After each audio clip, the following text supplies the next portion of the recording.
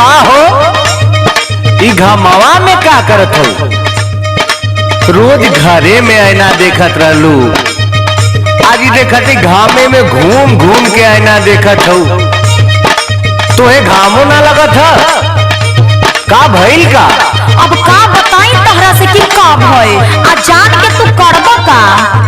अरे भाई करे लायक रही तो करी आदमी ना, तू बतावा त।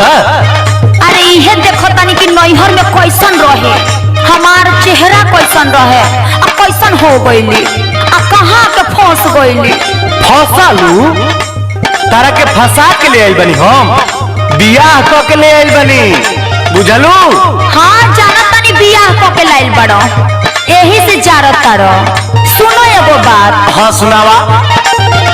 हम तो नैहर रहत रही एसी में, हाँ एसी में, एने देह जरी जाता हमर खेती में।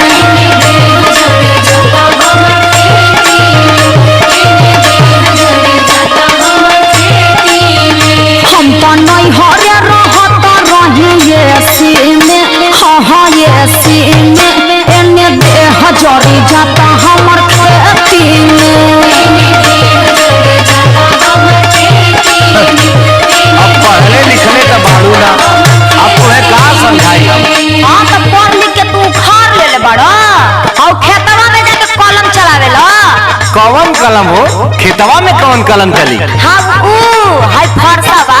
अर्थवा फरसवा छोड़, आई फायदे के बाद सुन।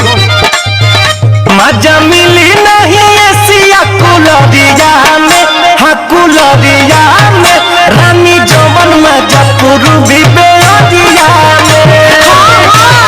अंगूर ना मिले ना पत्ता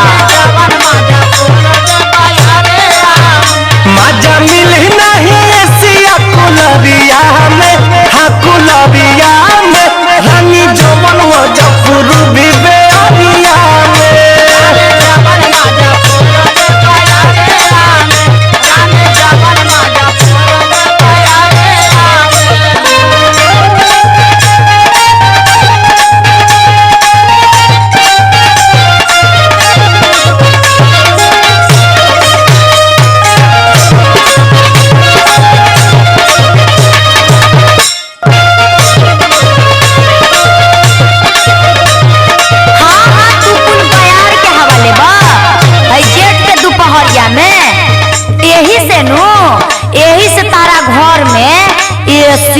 कूलर फ्रिज पंखा छोड़ के खटिया चटाई पटरी सब बरले नु बा।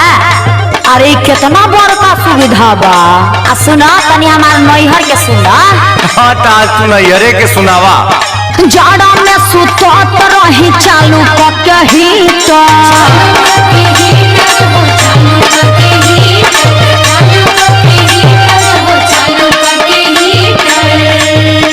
गरमी में ठंडा पियत रही 2-2 लीटर।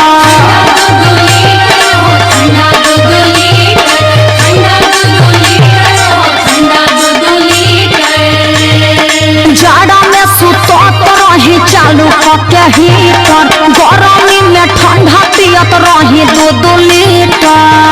धइल कजुआ बादाम रहे पेटी में, धइल कजुआ बादाम रहे पेटी में।